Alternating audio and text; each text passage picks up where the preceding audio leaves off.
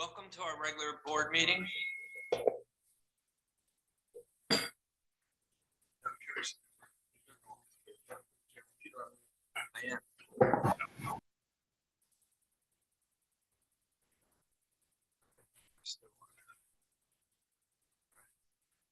Welcome to our regular board meeting.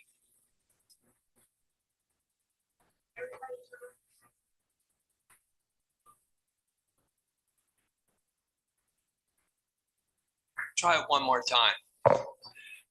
Welcome to our regular board meeting. Today is February 4th, 2026, and the time is 6:44. Please stand for the Pledge of Allegiance.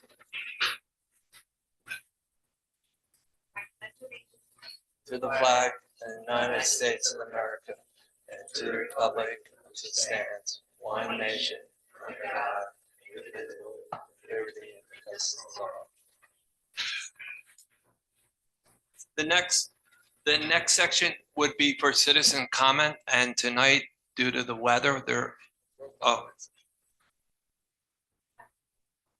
right, let's do the roll call. I can read, but it wasn't there. Okay, Ms. Fliction Marquez. Present. Mr. Cummins. Present. Ms. Martinez Santiago. Present. Mrs. Fiorenza. Mr. Creedon. Present. We're moving on to citizen comments, and tonight we haven't had anyone sign up for comments. Mr. Mott, you have the floor for your superintendent's report. Thank you, Mr. Creedon. Good evening, board members. Good evening, community. Tonight, we're going to provide the board and community a mid-year update regarding our key performance indicators. If you all recall, during the superintendent's conference day, previous board meetings during the beginning of the school year, we introduced key performance indicators that are going to be the foundation of transforming the district and our pathway to success as a framework for focusing on curriculum instruction, improving student outcomes, with the theme and a focus of being transparent and accountable. So with that said, tonight, Dr. Dino will be at the microphone, but also every member of cabinet will share tonight, because each of us collectively will take part in ensuring that the work identified in our key performance indicators will be done in collaboration, in partnership, and together. So you will see throughout the presentation elements of the key performance indicators that are head and led by the various members of cabinet. You will see the number of key performance indicators. You will see whether we're on track, off track, haven't started. And in the end, I want to say, before we even get started in the presentation, that keep in mind, this was an ambitious, that's the term I heard, endeavor. Yet I am pleasantly happy to share with the community and board that we are making tremendous progress. And you're going to see that in the following slides. And in addition to that, I also want you to keep in mind that not being on track doesn't mean that it hasn't started. It just means that we're February the 4th. And time is yet on our side to start and complete many of the identified key performance indicators. So tonight you will hear from myself, you will hear Dr. Dino, Ms. Turner, Mr. Syracuse, and Dr. Palmer. And they know there are opportunities to chime in when it in reference to their body of work. Next slide. As in our tradition, we always want to begin with our mission and vision, and that is putting kids and families first. And that being said, our mission is always to champion for students. We want to always keep in mind our mission is to offer a high quality educational opportunity and create individual paths of success for each one of our students so that they can thrive in a globally diverse community. That is our mission. Those are key words and key phrases within our mission. Our vision, of course, is always to work in partnership, offer and have high expectations, and empower our students to become successful members of our community. That is the basis of our key performance indicators, different than what we've done in the past. So I'm pleased to report and offer this mid-year update. Next slide. So our core values, I'm going to have Dr. Dino speak to this because she led this work over the summer in relationship to our 3-year strategic plan. Dr. Dino.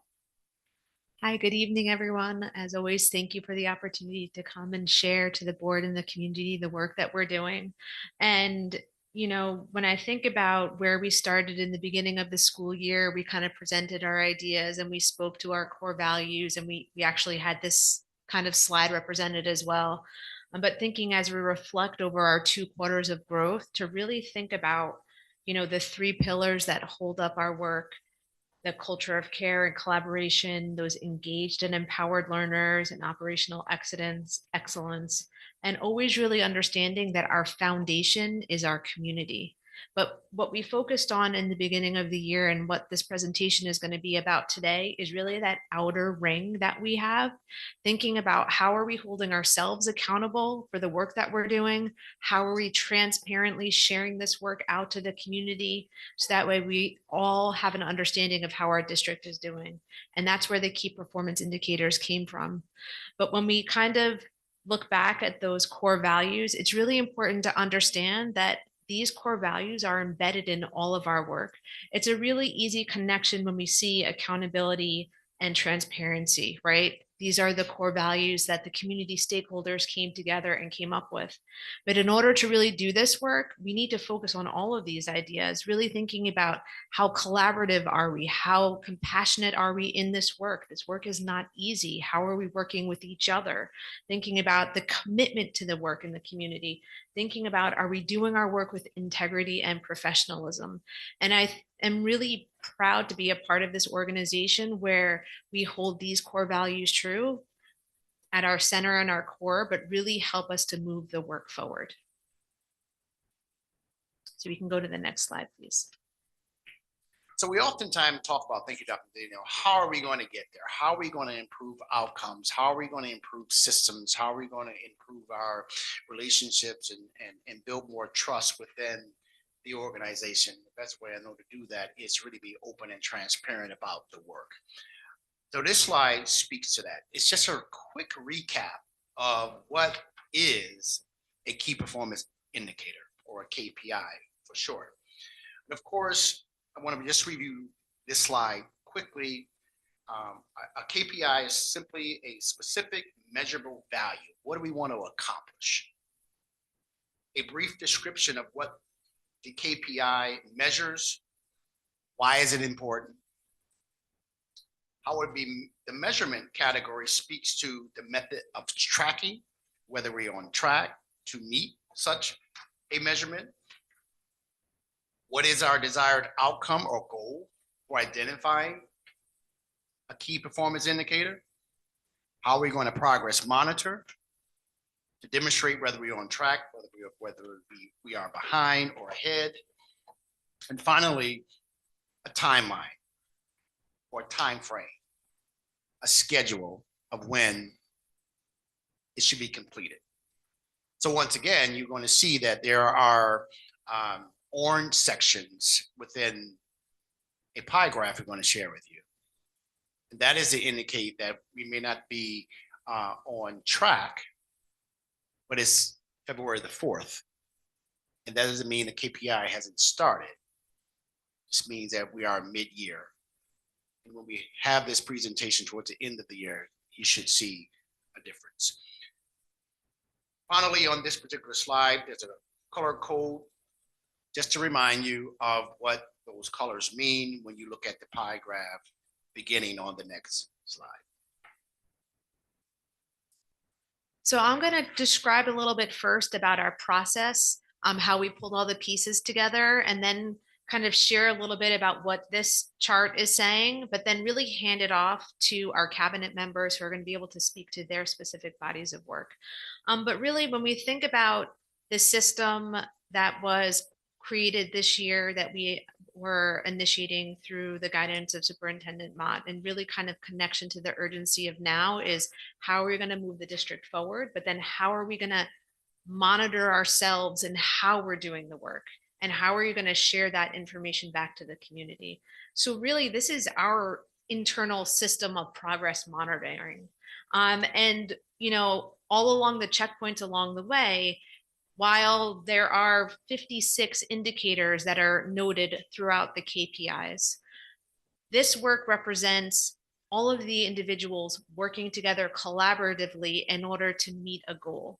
And so while the cabinet members are going to speak to those specific indicators, they have their divisions, they have all of the people that are working together, and they're just kind of responsible for reporting out where we are. And what's really great about this process is it's allowing us internally to have those conversations about the work very specifically and in a targeted way. So what is our target? What evidence or artifacts do we have to demonstrate where we are? And if we need to course adjust, we could have those conversations. So for me, the learning was in Q1, when we were having conversations, with the different cabinet level members. But then I recognized, hey, I think we need to have some of these conversations on those shared work together. So therefore, there were more collaborative touch points between the divisions, and then having us share out collectively together on those items that are more kind of collaborative, that live in multiple spaces. So it really just helps us understand how we need to move forward. And it's, to me, I think a really great process, because we're continually evaluating where we are. And so what you're going to notice here is really we have about 56 indicators that we are monitoring throughout the system that we started at the beginning of the year. And what I connect with really is we see that we have around like 30% that are on track, and we have around 60% that are in progress. So if you think about where we are at this point in the school year, with 90% of those things that we're really progress monitoring to make sure we're moving the work forward, that to me, I think, is a really great indication of all the work that is being done, as well as how we're documenting the work, so that way we can continue to move forward. And I think really the other item that I think is really important to note here is this process internally that we're doing while we are transparently sharing the information out to the community. The Q2 updates have already been posted to the website, so you can go through to see where we were initially Q1 and Q2. It has really helped us have those conversations internally to be able to always focus on the work and those artifacts and evidence that support the work that is being done. We can go to the next slide, please. So here really is the opportunity for our cabinet members to really speak to kind of the charts that you see. These kind of represent their different bodies of work, and how they're moving the work forward. So I would like to just kind of pass it on to our team so they could kind of speak to their graphic representations. So just as maybe Dr. Palmer get prepared to speak, I do want to say that they've been working very diligent as cabinet members and working with their various staff members to get this work done. Now, they may be the head of the various departments, but the success and the completion of all their responsibilities is dependent upon their relationship building and coaching and modeling for the individuals they work with, some of their executive directors, and support staff. So with that said, we're going to talk about process.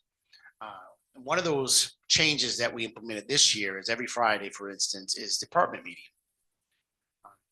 Every department led by the assistant superintendents meet at the same time, for example, 9 to 10:30. It also allows myself, Dr. Dino, to support each of the departments. departments. It also allows, as mentioned, an opportunity for each department to come together to focus on the KPIs that are shared among the various departments and the various individuals who are responsible. So I just want to give you that background and also give Dr. Palmer a chance to kind of get her thoughts together, because I'm calling on her without prepping her. So with that said, Dr. Palmer, you could talk a little bit, take the floor first, because I know you can handle it, and just talk about a little bit how your process have been working with your staff to get your KPIs completed. You also read. Yeah, sure.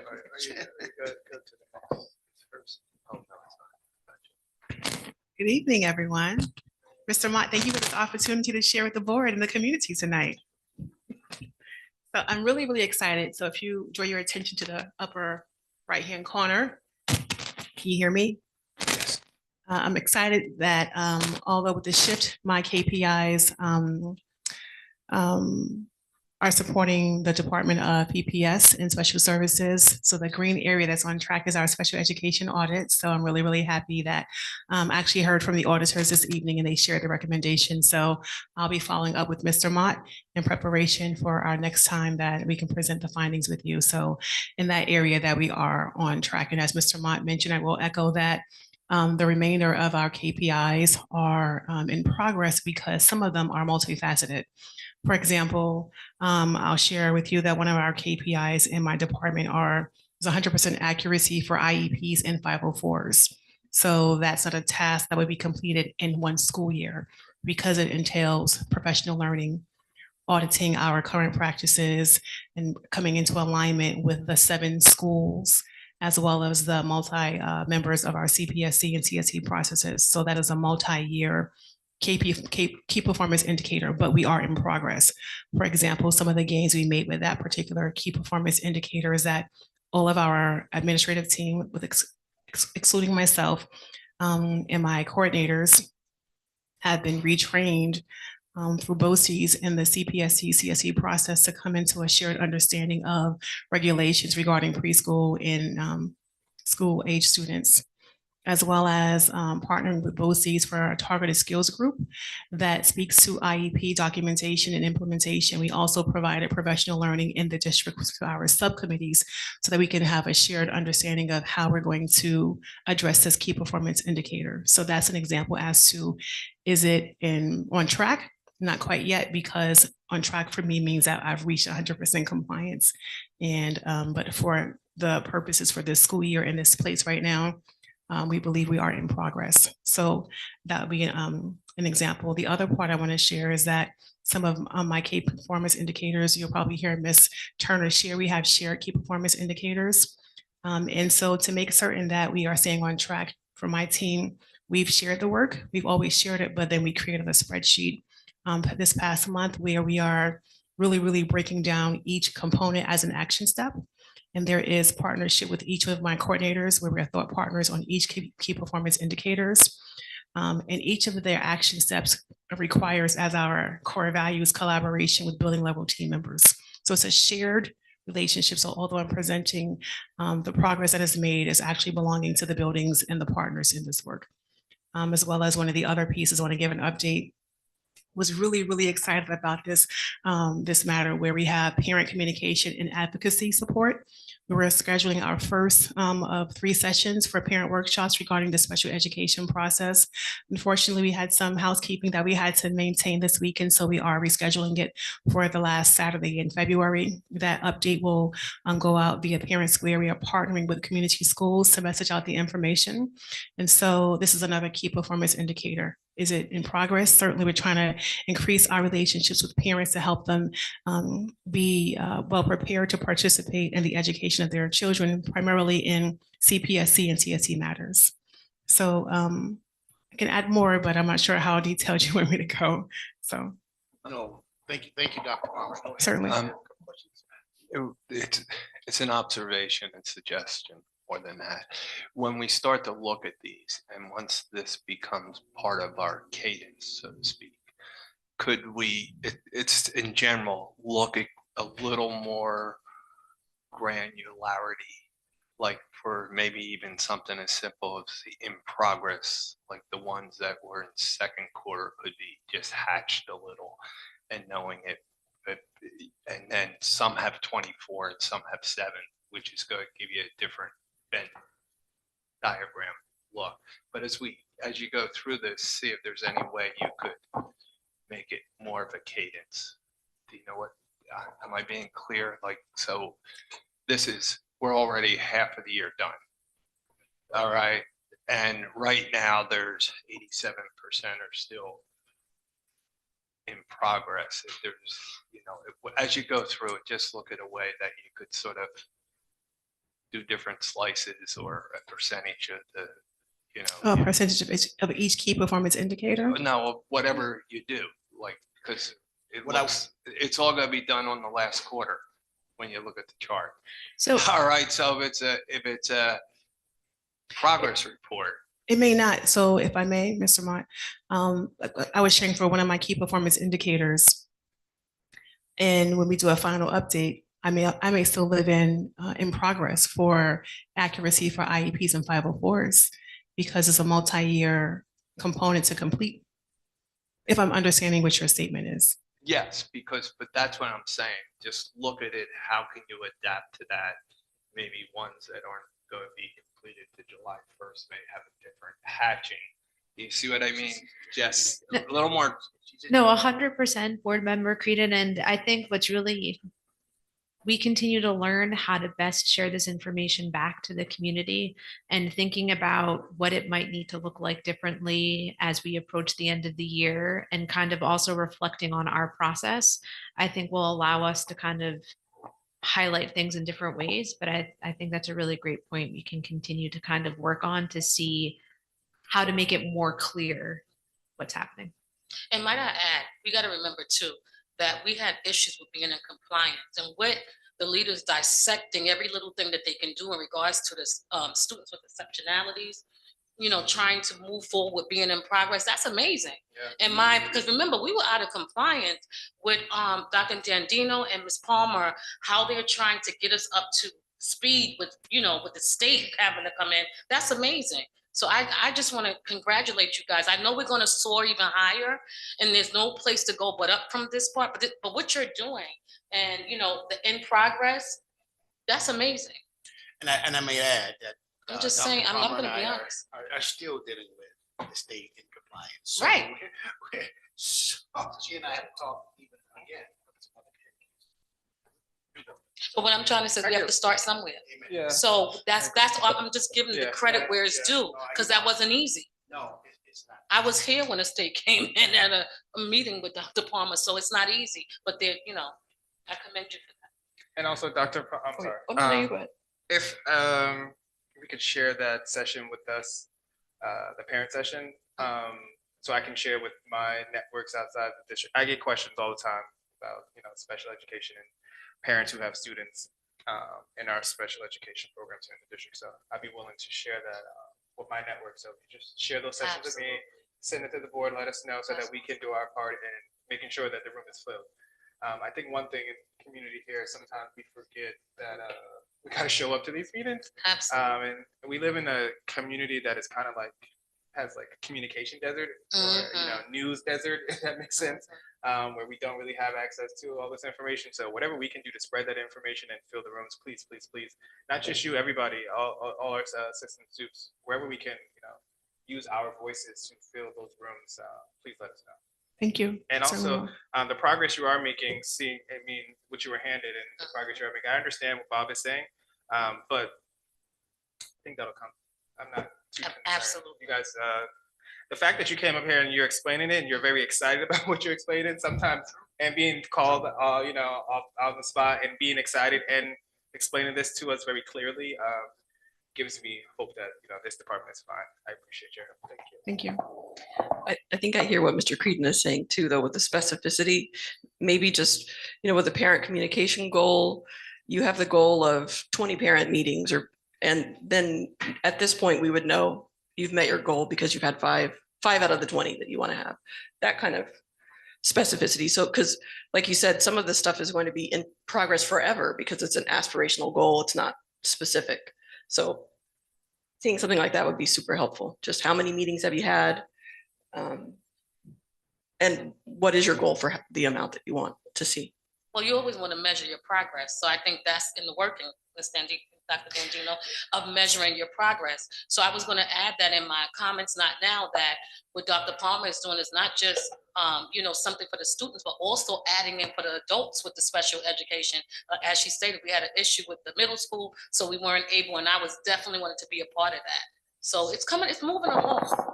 So, and something also too, just so the conversations that we have together when we kind of sit down to see how we're going to share out, the question is always, where's the evidence and what are the artifacts?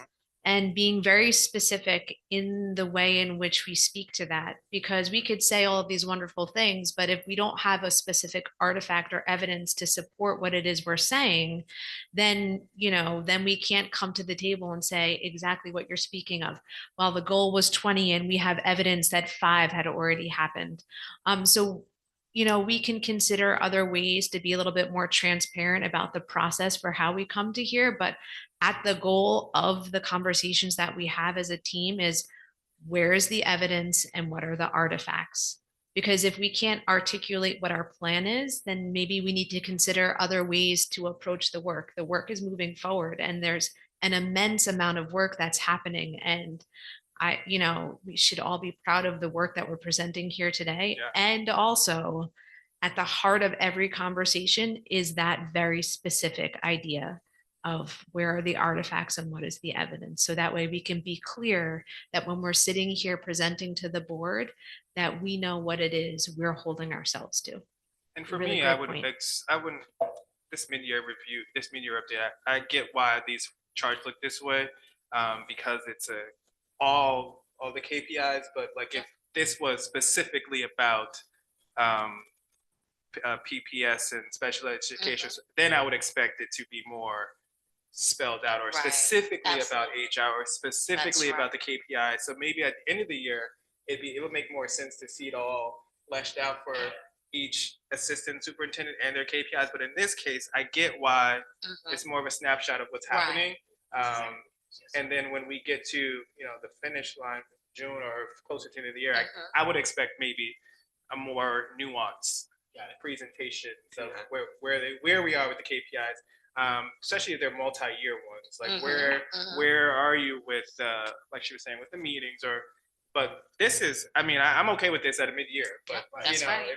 when we want to look at the full picture, it would make more sense for that information to be presented to us then. But that's just I'm not sure if I differ a little bit, but I totally respect what everyone's saying. I think the mid-year is a place where you do take a temperature, because towards the end of the school year is the end of the school year. And so if there's anything that you have to be more proactive about, you kind of have to see what's happening, particularly with our graduates, which is where I first go to, is how we're doing with graduation, how we're doing with the middle school and preparing them to transition over to the high school. By the time the end of the year comes, you don't really have anything to recover with. So my perspective differs a bit, but totally support what everyone else is saying. And I just wanted to add really quick, I agree with what Trustee Cummings was saying. Our communication, especially when it comes down to our community, can be dry sometimes. So getting those parent squares out there, maybe talking when we go to parent teachers like today about these things, parent squares, just getting out there and exposing. I love the fact that, Dr. Palmer and Dr. They're gonna have something for the adults and the children so that we as a community, that we can support our district. And I love to see the pictures on parent squares where the board is involved and they're at certain things. I'm not saying everybody can do it, but I love to be a part. Departments, please let them know. We'd love to go into the schools and be a part so we can show our support.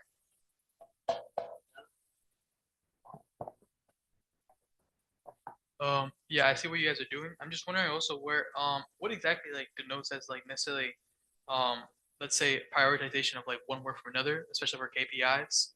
I'm sorry. For when I see what you guys are doing, I'm just wondering like seeing how you guys have many like priorities, and I know that you guys are not trying to keep off track. You guys are trying to stay in progress with all of them. I'm just wondering necessarily what actually necessarily is there any like necessarily specific criteria that like certain KPIs meet where like you try to prioritize them above others or anything like that? So I often share with my team that we have competing priorities. And you may have heard different board members say that in my department, we have a bunch of compliance matters. So looking at which key performance indicator is most aligned with my corrective action plan, my compliance matter, I prioritized those first. And then anything else that fell under my department, I addressed that. And then finally, the key performance indicators that I share with my colleague, Ms. Turner, was my third round key performance indicators. So I did have to prioritize them. So if you looked at the website, the first quarter, I didn't have all in progress. Some of them hadn't started just yet, and some of them were, if I recall, were off track. So we've made some significant gains with a shift with my workload, as well as time. We needed more time to get in progress because some of the data needed to be reviewed and some partnerships needed to be established. So I will say that, thank you so much, Dr. Palmer. Nice job, as always, for your response and giving board and community the overview of your body of work, which is awesome. Thanks again. I just wanted to share before Mr. Syracuse takes the microphone for a few moments that Mr. Tuttle has started with us and has embraced the key performance indicators for the business office. And I'm looking forward to continuing our partnership with him.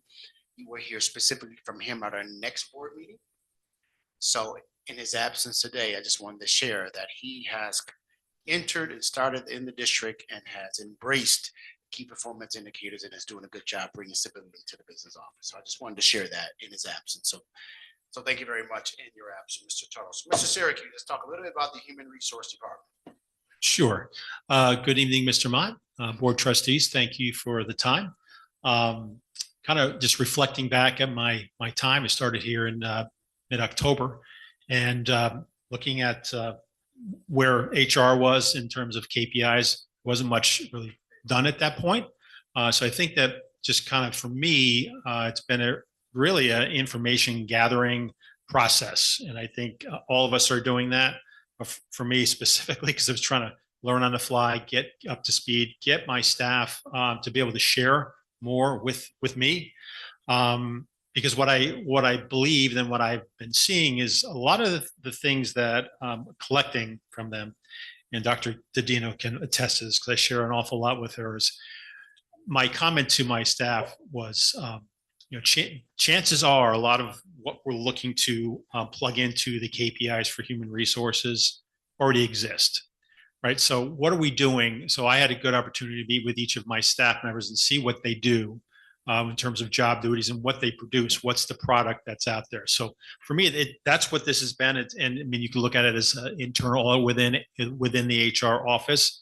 And I think it's been a great experience, well, for me personally, but also for my staff to really see the value of what they do. And I try to highlight a lot of things that go on.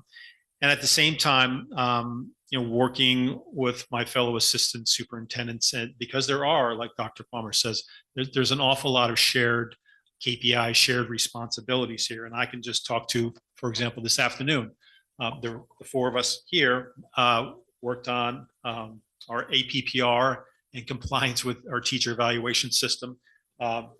We have 5 to 6 people at this meeting are here tonight, and Dr. Scott was the 6th member. So we got together as a group because it is a shared responsibility for all of us. And the conversations were great. We were able to look and see what we're doing, which, to be frank, we're not thrilled with what the current system is. So we're looking to be able to possibly revise what we have for next year and make it a better product and not just for our administrators that are doing the observations, but for our teachers. We want to make it more meaningful, the process more meaningful to them. That's very holistic and generic, but it really opened up good conversations for all of us today. And I think we have a good pathway to move forward with state ed to request some type of modification to what we're currently doing. Now, having said that, the specifics for this particular one, the APPR 3012E iteration of this. So this is something that's gone back since the early 2000s. But this version, the 3012E, is something that's not due for all public schools in New York State till 2031. So we have a little time. But what we didn't want to do is kind of sit in what we have, just kind of be unhappy with what we're using, the product that we're using. So we're working together with our teachers union and our administrators union to make something that's going to be better for everyone, and most specifically the teachers. We want this to be meaningful because ultimately it's going to connect the kids, right? That's what we're here for. So that's just one specific one. I can talk to one of the first ones. I talked with Dr. D and Mr. Mott when it came to position control system. My first comment I remember is I said, well, we already have one. And the look was, well, do we? I said, well, we do. It's called Envision. So I think some of it for me was kind of educating and re-educating all of us as to what we currently have. And maybe it's not as bad as it may have been envisioned back when strategic planning was going on and these were developed. So I think for me, it's been gathering information, plugging in what we're doing. I can speak to some of the trainings that I've had my staff working on. We use Frontline as one of our technology platforms.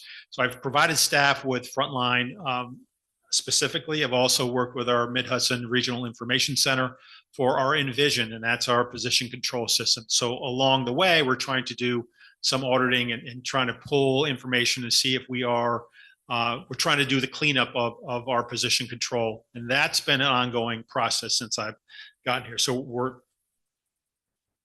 working on that diligently. And I think we're in a much better place today than we were when I arrived in mid-October. So I just wanted to kind of talk just generically speak, but I think we are in good position to continue to, for me at least, the stay on track pieces and also the in progress. Some of the in progress ones we are starting to work on more often. I think some of the things that for HR, it's some of our annual reports. So we have to kind of look at the data after 1 year and then reassess, is this really accurate in what we want to target for specific KPIs. So those conversations still need to be had or they're ongoing and need to continue to be worked on. So yeah, so I would say that's kind of a good snapshot for me. Does anybody have any questions for me? Silence is good. Silence is good. Silence is good. So thank you, Mr. Syracuse. Thank you. Again, I appreciate it. coming in, stepping in, and really bringing your experience to the platform to be an assistant. So I have a generic question. Where can we find the KPIs? I just combed our website and I don't see it. By policy, our KPIs, which is in lieu of the district goals and objectives, should be public facing. I don't see it anywhere. Can someone direct me to where I can see it? Yes, so when you go to our website, when you go under, I believe it's the first tab and it's information, superintendent's cabinet. Okay, let me see. So yep, about, and then superintendent's cabinet, and then just click there. And then if you see, you could click into each assistant superintendent. Hold on, I need to go back a little bit. So Sorry. start again. No, yes, Okay. I just feel that there's a lot of steps there it is right that should there. be really public facing. It is. I'm sorry? Right, but if I'm a regular person trying to find KPIs, this is not easy for me. So maybe So, what we could consider It is should be having, on board docs. It should be more visible publicly. I just tried myself and I'm pretty good on websites and didn't see it. So I'll be honest, I did exactly what you did. Before Fatima even said that, I went right to Jessica Turner on my phone and I pulled up the KPI. So it's, everybody's different, but I went on the tab and I pulled under Jessica and I saw it under Mott's cabinet. I don't want to criticize or just be mistaken as criticism, but if we are to communicate, this is what we're being held accountable for. And has always been since I've been on this board, that objectives and goals and objectives have been very public facing. In fact, we've had board meetings where that's what we exclusively talk about. And as a board, that's actually what we hold accountable. It's how we kick off every year. So if it took me a little while to find it, I understand you found it, I couldn't though. So that means that there will be other people in the community who can't find it as well. No, I think that's really great feedback. And what we could do is we could also speak with the individual who kind of manages our website to see if there's a better way to highlight that information and nestle it in a way that makes it more transparent. But it should be on board docs as well. We have, I think we talked about this briefly recently where if you look at the very beginning of our board docs for our policies, the district goals and objectives is there from I don't know what year. It's supposed to be updated every year. Just an FYI.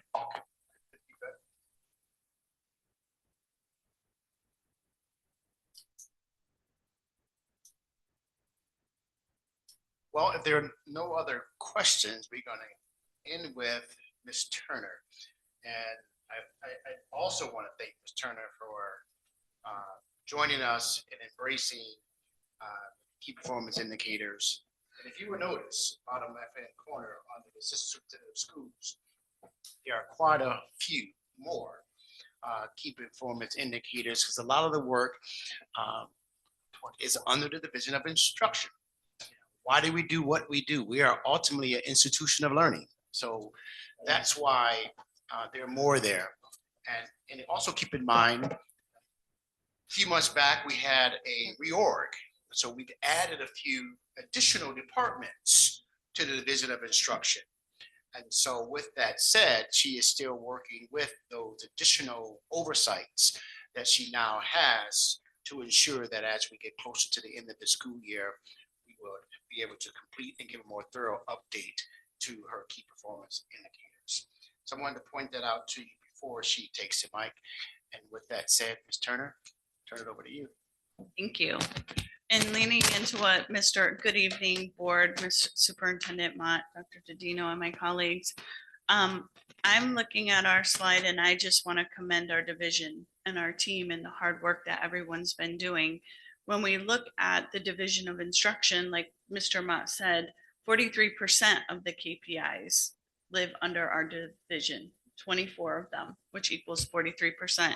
And 29% of those have met on target, and it's been 5 months of school, right? So we've been working really, really hard. When we look at the yellow, there are 15 that are in progress, and reframing in progress, I think this year is a foundational year because the Division of Instruction touches every school. It makes sense we have more, right? Everything that we do, like Mr. Mott said, instruction is what we do in schools.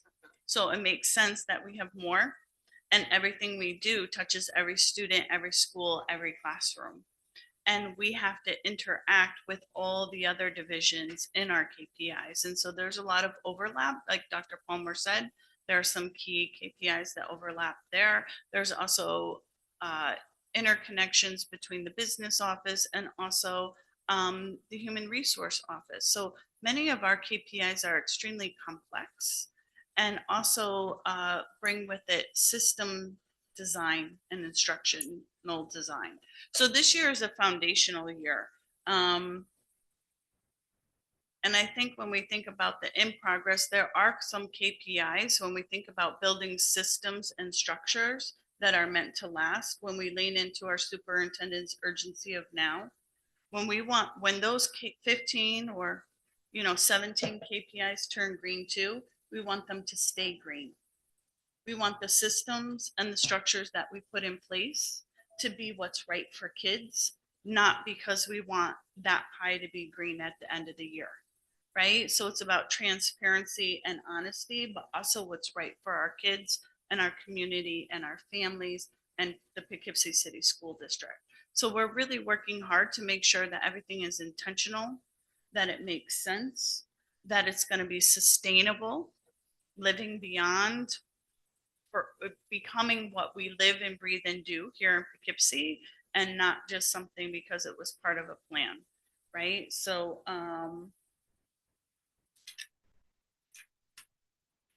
and there are some that are orange, and we're working towards those.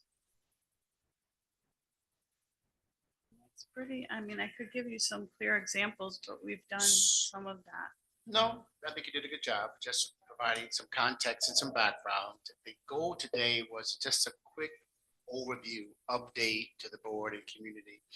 And if there are any questions now to the assistant superintendent's relationship to the slide we're on now, now it's time to ask those questions, or you can hold your questions to the end of the presentation, because we only have about 3 more slides left. With that said, Becky, next slide. So really, this slide and the next slide, we just wanted to name some of those key performance indicators that we highlighted that were either on track, or the next slide, which are in progress. It's a lot of information to take in, but we just wanted to give you an idea of those ones that we were speaking to today. And in some instances where it was shared and there might have been on track in one division, but in progress in another, we just kind of made that annotation on the 2 different slides. And I think really it's a celebration of the way in which we've been able to really move the work forward. And so this is just another way to highlight those specific things that we were speaking to that were green, and then the next slide, which is yellow. You can make fun of me. It's a grammar question. Should it be completed the task instead of this task? Because that's collective of the whole slide. You can move on and you come back, because I was a math major on that grammar. I believe completed, I don't know. You're giving me pause to think about that, Mr. Creedon, so I might need to read it to myself a few That's the times. whole table instead of that. Well, we'll come back with the answer on that next meeting. So that does conclude board members. Could you go back to the yellow? Yellow? Because we didn't talk about, this is the collection of things that's underneath the Venn diagram. All right, and it's back to communication. I know what, and Fatima does an IEP 504 plan accuracy. Somebody could read that as a bookkeeping, and I just didn't know if there was any way to sort of align them to the other. So These are the activities underneath the Venn diagram, but I was just struggling that unless you really understand our structure and education, it's a little hard to line them up. So maybe thinking about, well, at the end of the year, based on kind of the comments and the feedback, when we give a more comprehensive share out of where we are, it'll be more aligned specifically to the different assistant superintendents, their specific work. And I think it'll be a little bit more aligned in that way. And maybe what we can do is provide additional documentation for context for individuals in case they're not in education as we are, so they could better understand what it's saying. Yeah, like student exit accuracy. I mean, I always think that things should be written in 5th grade level in order to be accessible to all, regardless. So there's nothing, and I'm a big stickler about this. When I'm in CSE meetings, and whether in my professional role or me as a parent, there's so much technical language that's shared that if I'm a parent just trying to get through and do all the things, I don't know this. This is your expertise, but the parent is a part of that CSE team. In fact, is a critical partner in that work. And if they can't understand what's being conveyed to them, I'm just using that as an example. So if the community is in partnership with the school district, and I think from a transparency perspective, if I can't understand this, for me, this is a lot of hogwash. And I'm trying to be careful how I say this, because I don't want it to come as if I'm not trying to be supportive. I have to be critical because that makes you better, right? In general, it should set you up to say, oh, okay, this challenges me to do a little better. In the past, since I've been on the board, we have gotten our stuff written out and reported to us that way. I'm a little challenged by this format, to be quite honest, because it doesn't show me like, I'm taking everybody's word. It was very broad for me, and that's okay. Some people are suffice with that.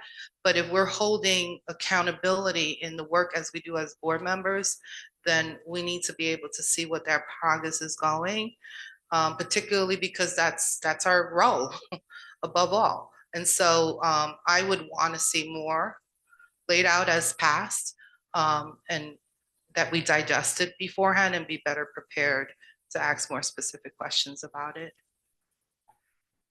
I had a question about just the pie chart page again.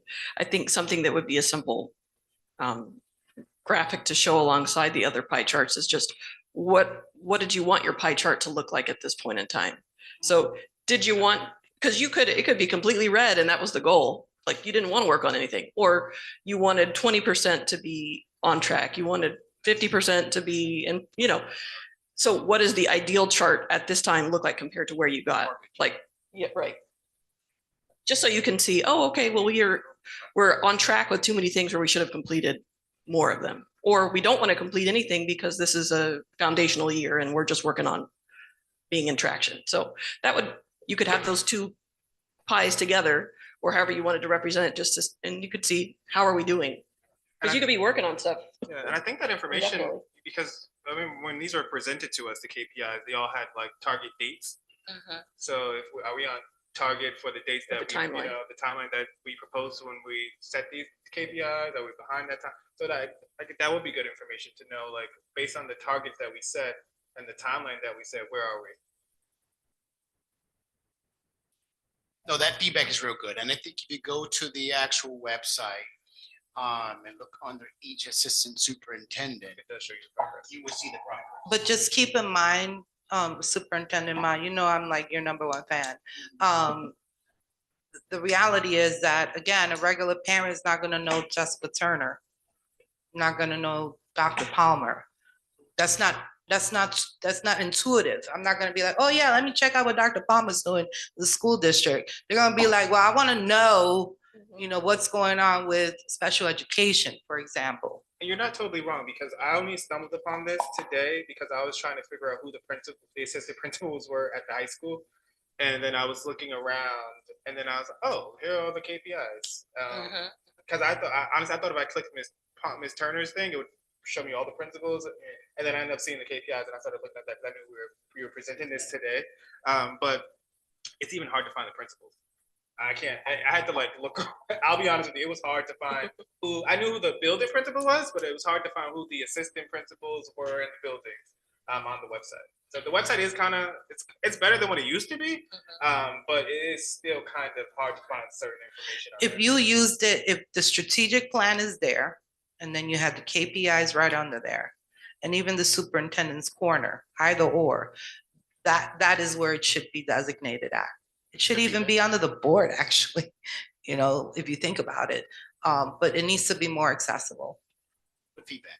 And I could make a joke about myself. I called Becky up and says, where's this snow thing? And it was that little triangle on the right-hand side. And I'm looking at every place on the website, and it turns out to be that little triangle there. It's intuitive, obvious to everybody who knows where it is.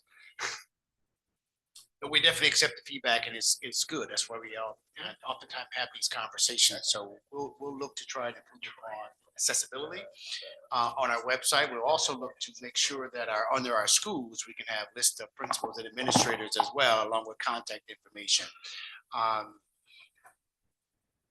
The final thing will be Looking beautiful. Yeah. I love the landing page. I just always, anytime I want to feel good about something in our district, just seeing our kids and the thing, that's beautiful. But let's take an opportunity to make sure it's accessible, because when we tie names, just in any business, when you tie a name to a thing, no one's gonna really know who's that, unless they know Superintendent Ma, of course, right? True. But public facing and being very attached to the thing is better. And I don't know how accessible it really is once you get off the main landing pages.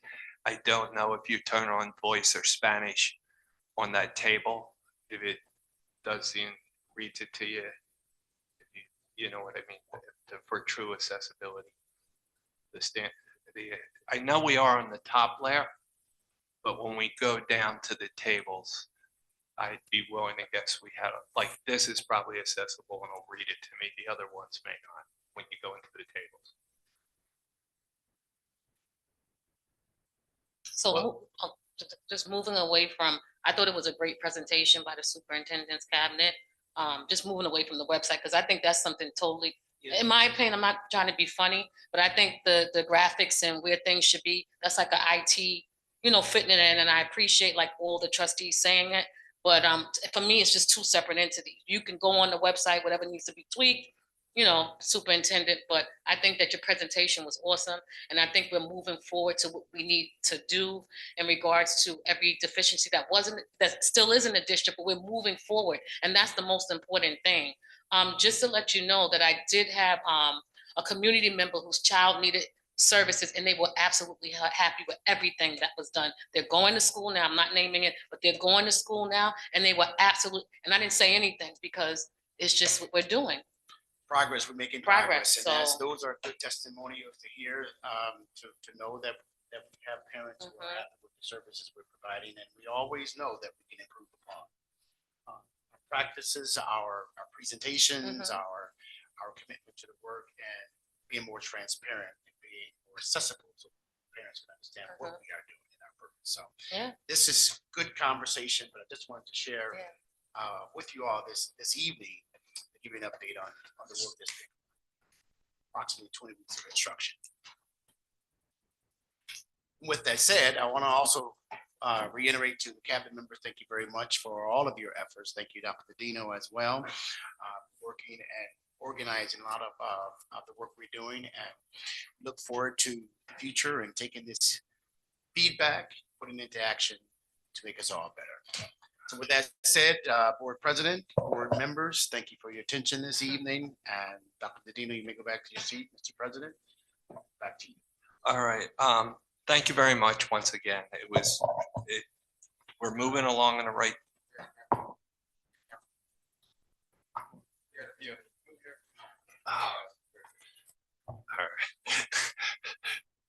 All right. All my fans out there weren't getting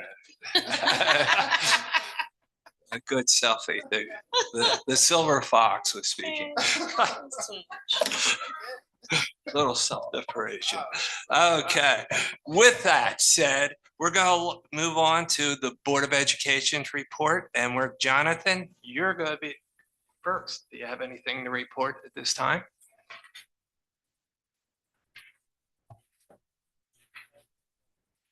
Sure. Okay. So to firstly start off, I really want to touch the necessary voice about like necessarily our internet, right?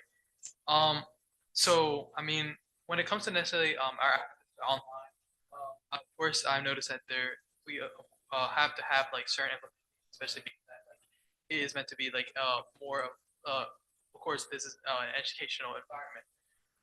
However, I noticed that because of the fact that there is certain like blocking of censorship on like on our school like internet, it does make certain things inaccessible, as well as like necessarily providing like this less of what's it called, direct like necessarily passage to actually for instance like educational forums that like actually could provide like students more like help, especially like for instance if I were doing like a research project for like certain classes. But to get back to it, I wanted to say that like certain issues such as like necessarily whether or not we actually have access to for instance YouTube videos for ed puzzles and or like that could actually be used for educational purposes may be provided to be like more difficult to actually access because of the fact that of how what's it called, our moderation on our internet is actually placed, as well as necessarily with certain like actual factual sites being like censored even when like, you're searching on Google. In addition to like while we do have databases that actually do provide like definitely great evidence, it is kind of actually difficult to actually necessarily when you're actually trying to apply it to more recent events, and as pertaining to like necessarily that overall idea of like our internet access, I feel as if it definitely does play a role, and not only for like the students, but also the teachers on what they can actually like put forward to actually provide us more of a like educational environment. That's at least for the internet. But an additional point that I actually want to make is just overall the quality of life for especially like, let's say for instance, like the bathrooms. When it comes to necessarily the bathrooms of at least for the high school, you do notice that there is a lack of cleanliness, especially for like necessarily whether or not they're actually clean weekly at all is a question, because of the fact that there is like some in certain locations, you do definitely find like is less cleaner than others, being what is actually put on the walls. But I see necessarily the fact that, of course, we have our sanitation department actually working towards it, right? Being that, like, I mean, I see them like towards after school hours and all that stuff, right? And also during the day. But I feel as if they're definitely, at least for like necessarily the bathrooms, at least, I feel as if it necessarily needs to be at least prioritized, because of the fact that like it's while we're trying to also provide like an educational environment, I feel as if at least like some quality of life could actually be also provided in pertaining to that. Of course, I'll plan on getting more back to like necessarily what we can actually, you guys can actually possibly take the initiative on. But as in for now, of course, being that I missed the past 2 meetings, and I intend to actually like, of course, take accountability for that. But overall, this is what I have to report, at least for that from a student standpoint.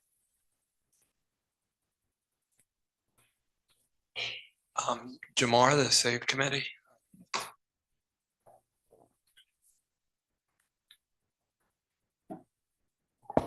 I have nothing to report, but the SAVE committee will be meeting this month on the 18th. So I'll report it after the next meeting next month.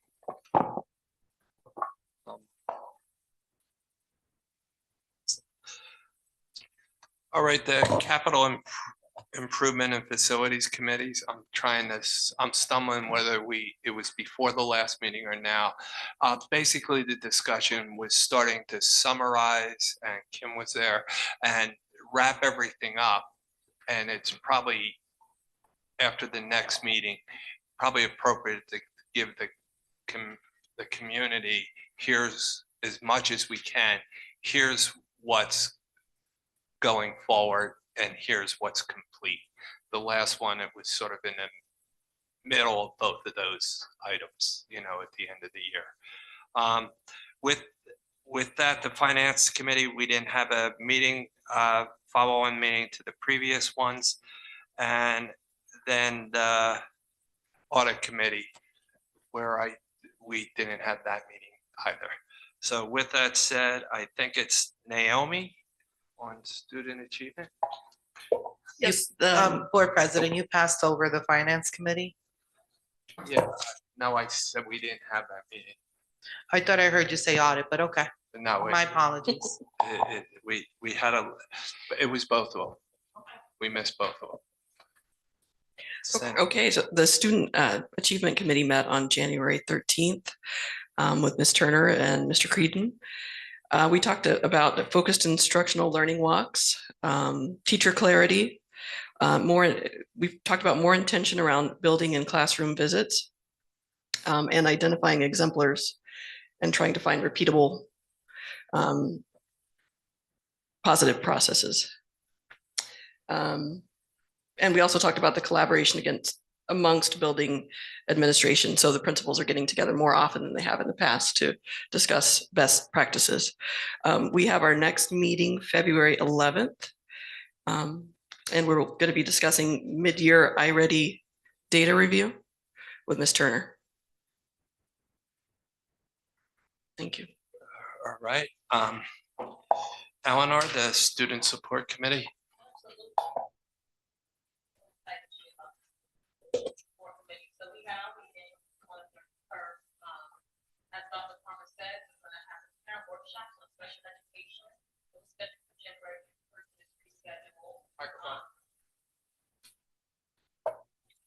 So I was saying I'm excited about the student support Student Support Committee, we had our meeting on the 31st. There was an implementation by Dr. Palmer of the parent workshop on special education. So we are engaging the community, which is awesome, and it'll be at PMS. So I'm excited about that. Our special education audit is underway and it's on target. The annual review session has started. We discussed Panorama and just decisions based on the support committee. We had Mr. Wilson in our presence. We had BOCES in our presence, Mr. Gully, and it was a very interesting support committee meeting. So as I stated, we're looking to work with community schools to have a workshop with the students and the parents, and I'm excited about it. I definitely want to be a part of that so that I can help support Dr. Palmer. Our next meeting is February 13th. I'm excited about it. Fatima, the policy committee. For tonight's meeting, there are several policies that are being proposed for first reading. We did work with Dr. Turner on these policies that are being presented to you under her expertise. Of course, it's first reading. It's your first stab at reading through it. If you have any feedback, so please come forward with it at our next business meeting. We are meeting again this Friday. I think some of the attention will continue to be on the annual policies, as well as the code of conduct is a part of that annual policy. So that's another thing we're shifting to. Thank you. We have a question.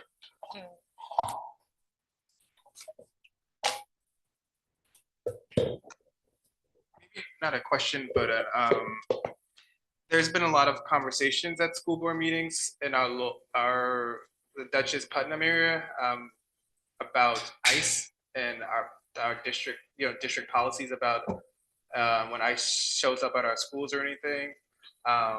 So I'm wondering if that's something where the policy committee is looking at. At one point, I had spoke to Kate Reed about it, and she said she had a package. I'll follow up to bring that shrink back packages, and I actually was going to make some statements in my closing about it. Okay, perfect. I did. And Bob, I can interject that I do have a protocol. Hey, we woke Kate up. Hi, folks. I can share that I do have a protocol that I've shared with the administration. And after the escalation in ICE activity, and that's something that Greg and I can do some additional rollout around just to make sure that everybody knows what the protocol is. But essentially what we've done is we've advised, all administrators to seek legal guidance and guidance from Greg before ever turning a child over or providing any sort of documentation in response to any requests from law enforcement, ICE, local law enforcement, sheriff's department, whatever the case may be. So Greg and I will certainly follow up with the administrators given the escalation in activity with ICE. I think it's important to renew that message and make sure everybody has a protocol and feels comfortable with that. So thanks for the reminder, Bob. I'm jump ahead to my closing remark. I sent Greg informative email from Marist College, and it had in a very high level the three things and how they're addressing it. And I said, whether we shrink that and put it in parents square, we have to communicate it, not a little less off-putting, and get it down to three strong points, because it really, I can't imagine having a child in that situation in this time. So we should just make an effort, Greg, to use our forms of communication, keep it, not talk about a little less legal. Kate, help take that the right way and deliver a strong message that we're doing everything we can, and if there's anything they could do to help them. And it has to be to the parents. And in the high school, I'll put the high school also in there because they have to know. And we haven't given that on a very unfriendly thing voice. And I'd like to see us Well, also not on just parents, leadership. the community needs to know Mhm. what. That's to- why I the- say parents. Well, not just parents, the Yep. community needs to know. I'm not a parent and I need to That's know what right. to do if I encounter ICE. The community, if we can just make sure everyone knows that we're protecting our kids, because taxpayers, they should know what we're doing. Right. It's their tax dollars that we're spending, so they should be informed with what we're doing and the protocols we're putting in place to protect our children at the schools, And- especially in this time of ICE. There are parents who are really, really concerned and really, really scared of their That's high right. school students being snatched off the street. So, or from the schools. So I just want to make sure that not just parents, but the people who are giving us the money to operate our district also have access to this information. And Greg, I know you meet with the superintendents. In fact, we may see them again at the lovely breakfast. So we should really reach out, have somebody reach out to BOCES and everybody and see if I not So, reinvent the wheel and do a good job. I did elevate this. I did request this formally as well. In fact, when we first, the ICE started happening, I was the one that said we need to Right. get some protocols on. So this is near and dear to me. But my understanding from the initial protocol that we were explored, this is, and it has to be legal. It can't be driven through policy, is the problem, colleague Cummings. And I do appreciate you addressing this as a concern, because it's a concern for me every day. And and the reality is exactly, this has been a thing anyway, right? Like, let's just be real. This is not nothing new, but there's an escalation in activity that has to be of concern. And Kate, I think the concern is that I don't want this to be misinterpreted as if somehow we have an ability to protect, because my understanding was that it's complicated. From a federal level, it's really complicated. I think we need to be real about that. There isn't a lot of protections that our schools could do, and I think we need to really be clear about what the law says, the level of liability that our staff members take, because it is an individual liability, regardless of how we may feel on the topic. Just be real. However, I did hear recently that New York State Governor Hochul was strengthening state law protections. So I'm curious, this was something I wanted to reach out to you, Kate, about, is how will those state laws allow for district or anyone, right, in the community, as you say, can be able to extend those protections. I don't need for you to speak on it now, but I hope that that will be a part of that. It sounded like there was something that Hochul was pushing forward from So Our local police agencies now cannot participate with ICE ICE, right. ICE Absolutely. raids and things like that. So she has strengthened local Yes. law enforcement's That's right. involvement with ICE and engaging. And the thing that's a little different from when we initially went over the protocols, this was about a year ago, was that there we had assumed that, look, I'm saying this as an individual, let me just put that out there, that the federal government would comply with federal laws, which states that an issued warrant that's signed by a judge is what issues you the right to then make someone's detainment occur. However, that's not happening. And so I recall when you went over those protocols, Kate, that there was some specification about that. And so I think that warrants us to really revisit that, because it sounds like the federal government is extending its powers beyond that, which is highly concerning in so many levels. But I think that as you go through your protocols or whatever the case may be, I think we need some advisement on that.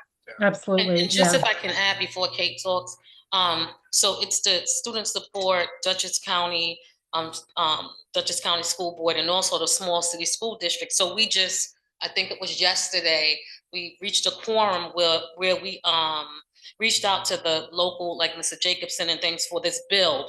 The name of the bill is, it's through Senator Mayer and Mr. Cruz. So the bill is S8597, and it basically is of the education law, and it prohibits children from being denied access to free public education due to citizenship or immigration status. You can look it up. So we reached a quorum for the small city schools districts where we sent it up, because everything starts with Albany. Although whatever happens, you got to go to Albany because that's where our government lies. So we just sent it up that way because we love our children. So again, the bill is support S8597. 8.121. It's a bill, and the bill was produced by Senator Mayer and Assembly Member Cruz, that every child should receive a free education regardless of their immigration status. So just to let you know, there are people that are doing things about trying, to do things. So Kate, I'm sorry, sorry about No, that. I don't have much to add other than we have to keep in mind that in matters of immigration law, federal law trumps, no pun intended, but federal law does trump state law. Federal laws supersedes and overpowers state law because federal government is in charge of immigration, not state government. So we have to take our direction from federal law in that regard. But I hear you guys loud and clear, and I have been monitoring these issues very carefully. One of the things that I'm, happy to report is I canvassed every one of my colleagues in my practice. Between myself and the other attorneys in my practice, we represent about 250 school districts statewide. And what I am pleased to report is that we have no evidence of any ICE detainments or arrests taking place within a school in New York State or even elsewhere in the country. And I think that's a positive thing because I think a year ago, there was a huge uncertainty about that when the feds rescinded their guidance about protected areas and schools being protected areas, for instance. There was a concern about whether there would be an uptick in actual arrest activity taking place on schools. That has not come to fruition. We have not seen that, which is a positive thing. It's our kids are at least, able to come to school without that concern. So we are continuing to monitor any developments at the state level that would change any of the guidance. And I do think it is probably the most pressing issue in our country today for us to be grappling with in terms of the day-to-day reality for so many students. And like you said, Jamar, not just parents, but every community member who is a taxpayer has a vested interest in ensuring that the district is doing everything possible to protect children and standing up for children in all regards. So I hear you guys loud and clear. I will make sure I work with Greg to make sure those protocols are as up to date as possible. I agree it's not a matter of policy. It's more a matter of day-to-day operation of the school district. But of course, the board is well within its right to ask for an update about this topic anytime it wishes because there's nothing more important than student safety. And I hear that loud and clear. I think also with student safety, there's the component also of student anxiety and just student wellness and mental health. So how can we best support our educators, our school counselors, our crisis workers, the school nurses, to really have a defined way that they're helping students, because they may find that they don't have the training or they don't know where they stand in terms of what kind of conversations they can have with students. So how do we directly support students? It's an excellent point that I'll yield the floor to Mr. Mott, of course, to address that. But what I would say is I think you make a great point that there are social emotional impacts of this whole situation, the ICE activity that goes well beyond people that are actually even engaging with ICE. There may be children whose friends have been detained who are afraid, not knowing how to process that and deal with it. So there absolutely are SEL applications and implications here beyond even the population that could be impacted directly by ICE. So I think that's a wonderful point, Naomi. So I'll yield the floor to Mr. Mott to address that piece. No, it is a great response or inquiry as to what type of supports we can research to put in place to support all faculty and staff who may experience or hear about such. And that is something that rather than give a direct answer and response right now, I think we can research as to what is the best approach in providing support to faculty and staff and others who may experience or hear about or have friends, as stated, who may have been impacted by such. So I know that there were reports of Minnesota schools being infiltrated. And also there's a policy change, I believe, Kate, that the federal government, I think they changed what protected spaces. And I think like churches and schools are no Mhm. longer a part of that. No, So if we can look yeah. that up, I don't think they're. Well, it wasn't even a just, so the first protocol we had received Mhm. essentially said that it didn't matter. Federal agents can show up to any school. Yes, so Good basically, I think, Jamar, what you're referencing is that prior to 2025, with the administration change, there was guidance from the Department of Homeland Security that essentially emphasized that certain areas were safe zones that were off limits for federal investigation or federal immigration activities. And those schools were essentially, schools, hospitals, and churches. Within a week of the change in administration, that guidance was rescinded by the Trump administration. So schools have not been a technically safe zone since approximately January 2025. What I was saying was that despite that change, that was what prompted a lot of fear, right? When that change happened a year ago, the concern was, is there going to be a uptick in arrest activity happening on school grounds? Thankfully, we have not seen that to be the case. So even though the guidance was rescinded, there has not been any report of any school-based arrests. There have been some arrests of children in after-school settings, walking home from school, even some school bus incidents, I believe, but not direct activity in schools. But Fatima's 100% correct. That guidance has been rescinded since approximately January 2025, January 25th or so, 2025. It was one of the first acts of this administration was to rescind the guidance that essentially said schools were off limits for immigration activity. So you're correct. It is not technically a safe space as a matter of law. And, municipalities, schools, towns, villages do not have the legal authority to declare themselves safe spaces from ICE because ICE is, again, governed by the federal government, which has the authority to enter any space that they wish, essentially, as long as they have authority. But the point I was sharing was that despite that expansion of the law, we haven't seen any actual evidence of school-based arrests in schools since that policy change was announced. So hopefully that continues. But I think everyone's right to raise the concern, and also we can't bank on that continuing. We have to have a protocol in case it does change. So appreciate. And I'm going to say that we could stay here all night on this topic. And Greg, you did say you were going to bring it back on. And Fatima, do you have any, are you fine with scheduling it? I just want to follow through on it. Now that we have a second on it, it sounds like the board is in support of it. Yeah. So I appreciate that. All right. Thank you very much. We're now on, this is where I need help, the Dutchess County School Board Liaison. So we're having our meeting tomorrow. Okay. Okay. And Common Council Liaison. Okay.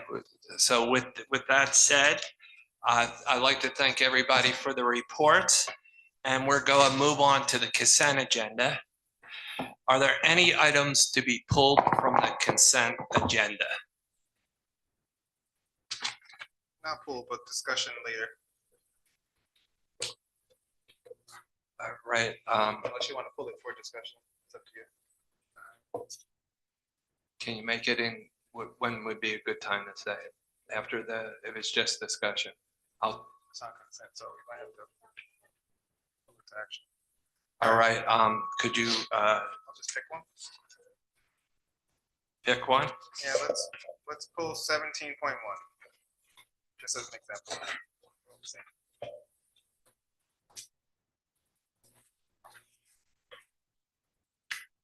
All right. Becky, do I ask for a motion to can I have a motion to remove 17.1 from the consent agenda? So moved. Do I have a second? Second. All in favor? Aye. Hold on. Okay, so now we have now 5 resolutions that are walk-on or pulled from the consent agenda. There is a motion to walk on 19.2. Wait.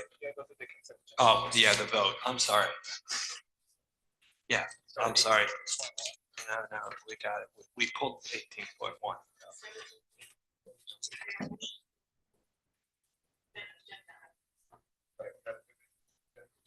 Okay, is there a motion to approve the consent agenda? Board President, I'm sorry. Why did we remove 17.1? I'm sorry, I didn't. For see it. For discussion. discussion. Oh, discussion, okay. That's fine. It's removed. There, a board member asked to discuss it, so is there a motion to approve all the remaining consent items? So moved. Second. All in favor? Aye. So moved. Now we'll go back. Can we start with Jamar's 17.1? Yes. Could you read the 17.1, Becky? Do you have it, or I can find it?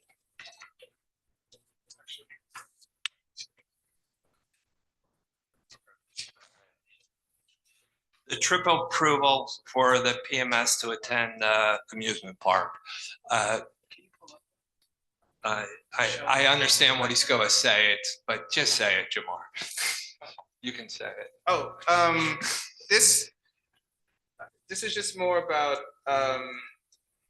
sorry, I was talking to Becky about something. I wanted her actually to pull it up so we can see it, that everyone can see it. The trips, great, we love trips, we want trips. But we want trips when they're presented to the board to have information, itineraries, letting us know where the students are. There is 17.2, a trip for the HBCU. And I just want to use this as an example of what we like to see when you're presenting trips to the board. Can you go to, so we have the eligibility requirements, and the next page, we have all of the itinerary. Each day, hour by hour, we should be able to look at this itinerary, look at my phone. It's 11:30 on the 4th, and I know the students are heading back to their hotel. So these are the type of requests and itineraries that look good. Not just to be a stickler, but it just gives us more information, parents more information, and it makes me feel a little bit more safe. And when I was approached by Jamar, my immediate, it's the exact same conversation I had with Greg in agenda review. So, And I had that exact same conversation. okay, so with, I think that would be good information for us to see, but it might not necessarily be good information for the public to see because of safety, safety concerns about where Well, students are, where they're appearing. all the trips have the same problem. So we should have a discussion if they're in executive content and there's just a high level trip. I think what I often see is that in our district, there's not an infrastructure that gives us what the process is. I'm not in the weeds of things. I'm not doing the operations, so take that. So there could be stuff, but my experience as a board member is just what you're pointing out. Is there a structure? Is there a request or form that specifically is outlining all the things that are needed? And I think people are kind of just doing things as feels natural for them to do and don't have the infrastructure of what they're supposed to be doing. So why can't we use an example and model the process? Trustee Jamar said this is because I remember we did with the high school trip. We were like, no, they have to present it in a way with, like he said, we know with each hour by hour. So can we give them a template or give them an example, Mr. Mott, like the high school did, and let them present it again so that way it can be approved? Is that an option? I agree with what Naomi's saying about the executive content piece of it, though. No, I agree with that Yeah. too. But what I'm saying is that you're right. We don't have a template as to how it's structured so that it can be approved and we can know. So what I'm saying is, Mr. Mott, is it possible that you can give them the structure of what the high school did so that they can represent it to the board and we can know the outline? Wanted to chime in because we are, in listening to feedback from the board, we are already in development of a cover sheet that Okay. outlines and Beautiful. is aligned with board policy and has descriptions of each trip, because each trip has different information. So the HBCSU trip would require different information because it's an overnight trip. Right. The one that's the 8th grade trip, Amusement. we park. can clean that up, but they did have an itinerary. It's just right at Okay. the top because they're leaving in the morning and coming back in the evening. So just taking a look at the structures, and we're moving towards cleaning that up. So it's a little cleaner for you Okay. guys. Right. Okay. And with that said, But we are noticing that also, before with that said, Bob, we are noticing. But we do better have the really come form. on. I just want to say the form's in good. development. No, So I'm we're saying- right there. No, with this you. is from the first one to now, it's improving. I just saw, when we saw that one, because the other one didn't, the ones that we saw for the abroad trip didn't make the agenda, so we couldn't use that as an example. But this one was so good as an example of what we're looking for. I think it would just be good. Right, Because I know people are watching and are gonna be doing trips. It's just a good example. But this is night and day. This is great. You guys are doing good at advancing these in the proper way. So no, you guys are doing good. I'm no complaints. I just wanted to pull it so everyone knows why I've been harping on it for so long. I'm gonna vote yes on all this. I promise. Okay. And I'm happy about that. No, That we're gonna And I knew vote he was yes gonna for vote on it, kids. but it does help give context and guidance for Exactly. us to hear this conversation, just so you know. That's why I knew Ms. Turner had a response. We've had a conversation about this already. Thank you, I Ms. have Turner. one very quick thing, and it's just that I know the process has been kind of antiquated in the past. I'm glad that there's a new form. I'm just curious if it's a digital form versus because it used to, your process is a paper form, and the paper form goes to the other paper person, and the paper, it goes to 6 different people, where we could utilize something like Frontline. I just have that question. Is there a way to speed up the process? Because I know we have timing issues too. well, that's. There's a capacity for that in You Frontline just already. said technology. The structure is in that built into that Frontline system already. It's just a matter of tapping into it and training people to use it. I'm all for it. I'm all for it, but I did spend 2 hours Baby steps. trying to process a form today. I don't know we there yet, but we try. All right, with that said, do I have a motion to approve 17.1? So moved. A second? Second. All in favor? Aye. All right. Is there a motion to walk on items 18.1? Okay.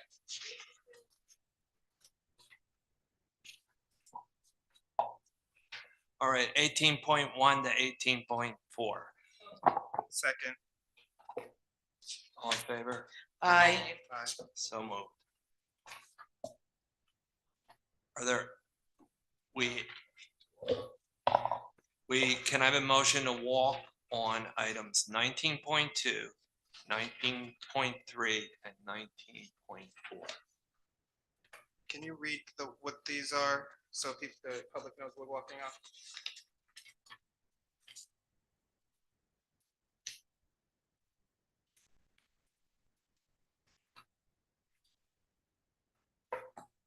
Hold on. I will do that. I'm gonna go, let's go in reverse order, but. Motion, 19.1, 2, and 3. 19.2 is the approval of the memorandum agreement between the Poughkeepsie City School District and the Poughkeepsie, New York Public School Paraprofessional Association, Local 3209, Council 66, AFCME, AFL-CIO, Resolution number 26.-32. Have a motion. So moved. Second. All in favor? Aye. 19 point, so moved.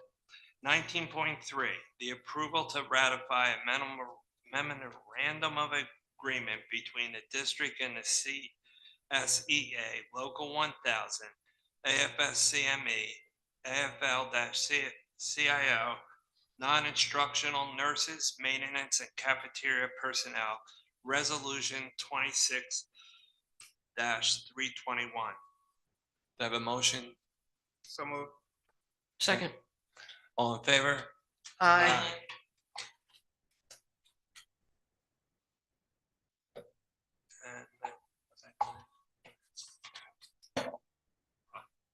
And 19.4, the approval and budget transfers, Resolution 26-322. So moved. Second. All in favor? Aye.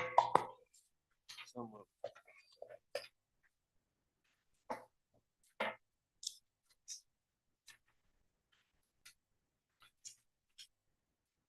We're done with all the agenda items. Mr. Mott, do you have any comments?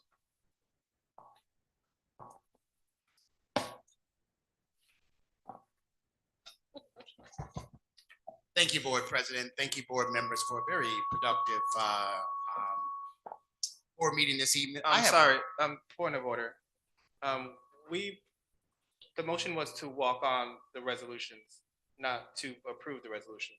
So we did each one individually, I thought. you read them to walk them on, so the public knew what we were walking on. So now we have to vote on the actual resolutions to be approved.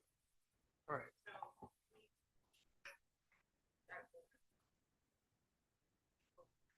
Well, we did them individually. So now we have to vote on the actual motion to approve the resolutions.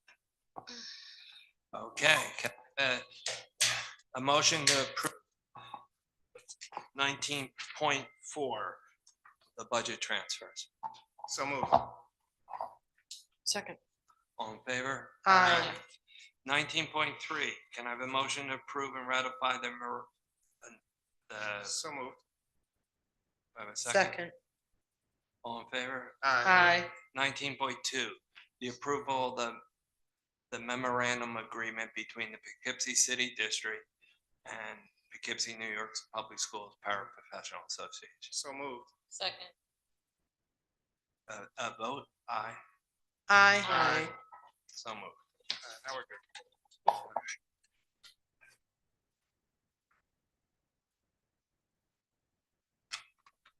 All right, now, Mr. Mott? Thank you, Board President. Thank you once again, board members, for having a very productive meeting this evening as we come to the conclusion of our February 4th meeting. I just wanted to reiterate that this week started the Superintendent Reading Challenge. Today specifically was Poughkeepsie Read Wednesdays.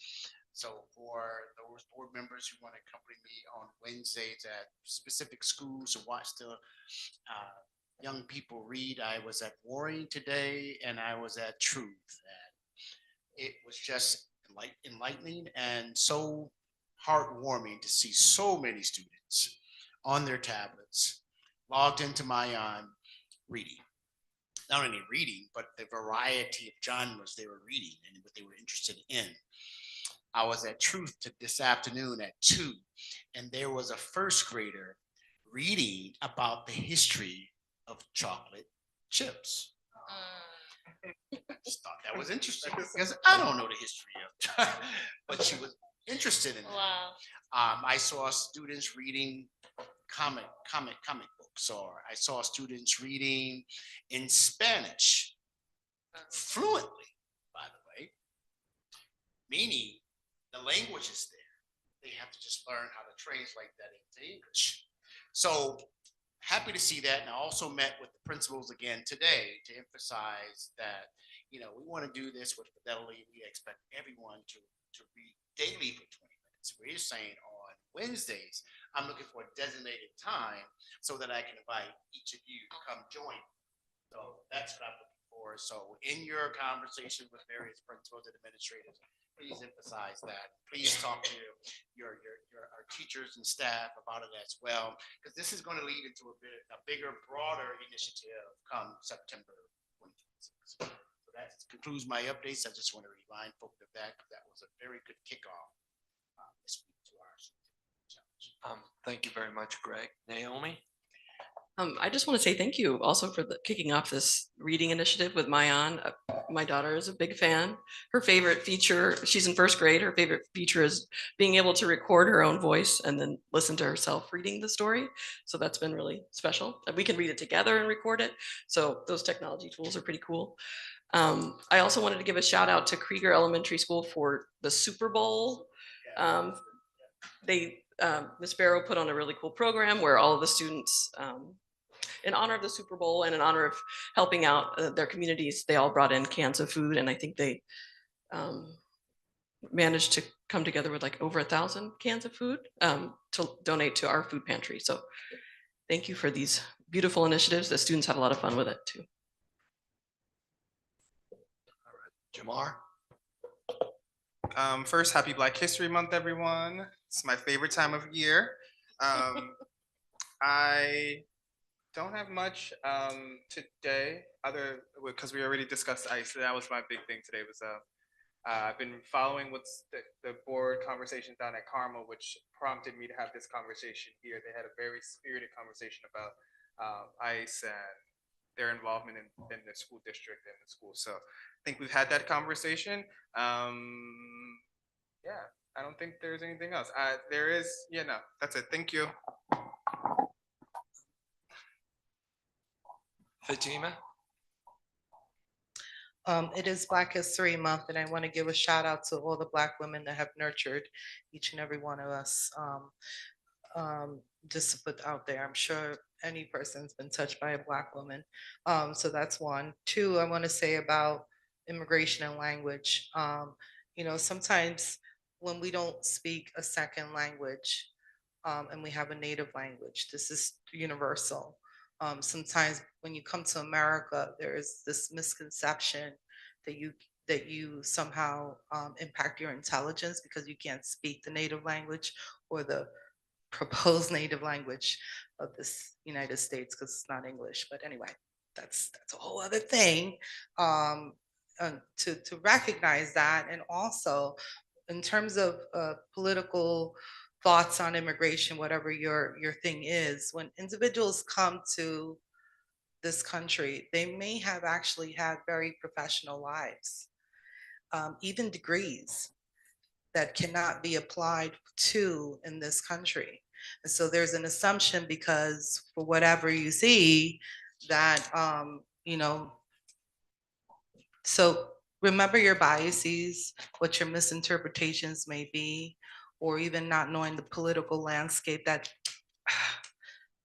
America played a role in Central and South America, just a heads up, and our Latin Caribbean islands. Just do your homework, be educated. Don't talk out of ignorance. Make sure you know the history, because there is so much dirty things that have happened that's being infiltrated right now, and a lot of misconceptions, misinterpretations, misunderstanding. You don't even know, not even a pinch of what reality is. Thank you, Fatima. Eleanor? I don't have much to say, just I'm very glad that it was put out of our Smart Scholars program. That was awesome. The P-TEC, I'm just so proud of this little district. Do we have a long way to go? Yes, but we're making strides, and no matter how what we see, we are making strides to make a better Poughkeepsie City School District. And I'm just happy with the board members participating and the children. It just warms my heart to see a Poughkeepsie City bus when I drive going to work, just knowing that we're doing this for the children. That's the number one key, the children. All right. Now, Jonathan, do you want to make? I thought he asked him first. He went already. Yes, he went first, I thought. Yeah, he already did. Do you have anything else to say? Well, I think he did a report out, Okay. which is what we all do. Right. Mhm. I just want to necessarily, of course, recognize the people who actually are doing a part for our community, and the fact that I definitely do see there is definitely changes. It's not always just negative. Being the fact that especially for the mornings, right? at least for like the high school, I see that there definitely is improvement to the lines. And that in like many aspects, at least like from the perspective as somebody who actually is trying to actually like make changes, that there is definitely changes being implemented, and that they're of course for the better. And I just want to point out the fact that thank you to everybody, and yep, that's just really That's a great comment.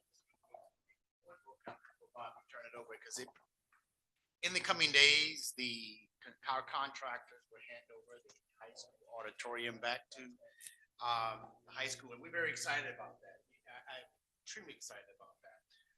You're going to see renovation that you're going to be proud of. We want to have pride in it. So there's going to be carpet.